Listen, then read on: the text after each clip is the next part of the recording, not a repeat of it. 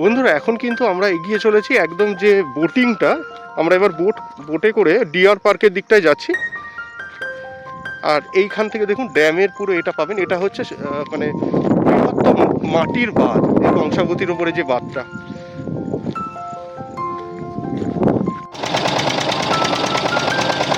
বন্ধুরা এখন যে নদীটার উপর দিয়ে আমরা যাচ্ছি এটা হচ্ছে কুমারী নদী।